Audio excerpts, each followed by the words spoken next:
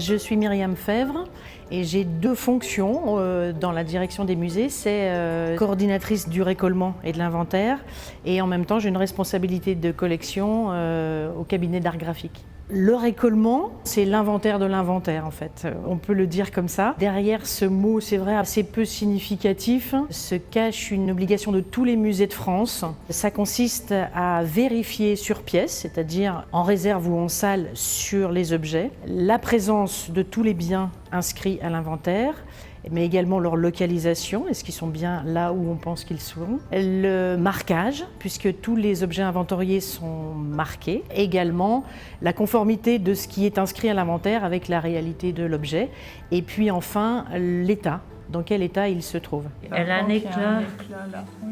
Non, mais autrement, tout est bon. Donc on est 3 et on intervient sur les 5 musées de Dijon. On s'appuie sur d'autres équipes, notamment la régie des œuvres, la documentation pour préparer les inventaires et également l'équipe technique pour les œuvres qui seraient difficiles ou trop lourdes à manipuler. Il y a plusieurs compétences et c'est pour ça que souvent on travaille en binôme. Un binôme qui associe celui qui va manipuler, qui va prendre les données et puis des compétences scientifiques parce que le récollement s'apparente très souvent à de l'identification d'objets, notamment pour tout ce qui n'a pas encore été inventorié. Donc il faut avoir un œil d'expert pour pouvoir identifier les objets, les œuvres et faire un rapprochement avec peut-être des objets qui existent à l'inventaire mais qui ne sont pas marqués, ou peut-être qui n'ont jamais été inventoriés. Alors, masse dès 2010, 1,26. Depuis 2004, tous les 10 ans, nous sommes obligés de faire un récollement. Tous les musées ne sont pas égaux face au récollement. D'abord par rapport à la quantité d'objets conservés.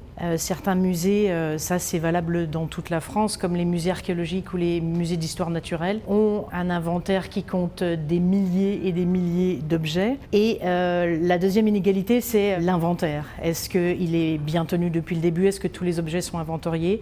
Donc certains ont terminé pour la première campagne, donc en 10 ans, ça a l'air long, mais ça n'a pas suffi pour la plupart des musées pour terminer la totalité du récollement de tous les objets. Pour les musées de Dijon, seul le musée d'art sacré, qui a une petite collection, a pu terminer à la fin, donc en 2015, à la fin de cette première campagne, et tous les autres ont dû reporter sur la deuxième campagne pour terminer. C'est magnifique celle-là. Alors là, oui, c'est nos réserves textiles. Le récollement sur pièce n'est que la première étape du récollement. Le post-récollement est de justement faire le rapprochement avec les inventaires, les objets non trouvés.